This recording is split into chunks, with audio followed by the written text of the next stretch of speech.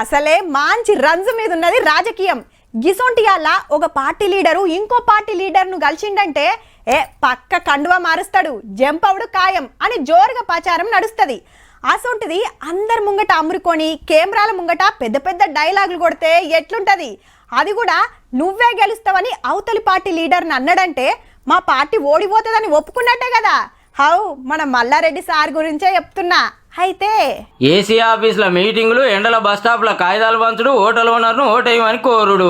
Mallareddy sir మస్తు చెమట తీస్తున్నాడు పో. తప్పకుండా 10 నుంచి 11 సీట్లు మనకు వస్తున్నాయి. మరి మల్కాజ్గిరిలో బీజేపీ క్యాండిడేట్ గెలుస్తుండని కొద్దు నువ్వే అంటివి కదా సారు. మల్లారెడ్డి అంటేనే స్పోర్టీ, మంచి మనిషి, మనసున్న మనిషి మల్లన్న. కాబట్టి అదే స్పోర్టీతో పోయి కాగలించుకున్నా, ఆల్ ద బెస్ట్ చెప్పిన, గాడ్ బ్లెస్ చెప్పినాం.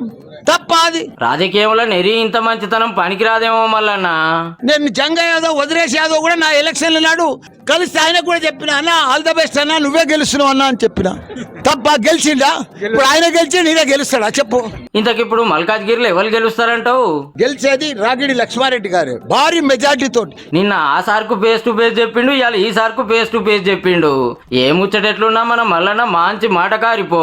బహిరంగంగా ప్రజల ముందు బీజేపీ అభ్యర్థిని అలై బలై చేసుకుని ఆయనే గెలుస్తాడని ఆయనకు సహకరిస్తుంటే మేడ్చల్ ఎమ్మెల్యే మీద చర్యలు తీసుకోకపోను ఈ రోజు కేటీఆర్ సమర్థించడం దేనికి సూచన? నేను మొదటి నుంచి చెప్పిన 5 పార్లమెంటు నియోజకవర్గాలను తాకట్టు పెట్టిండ్రు.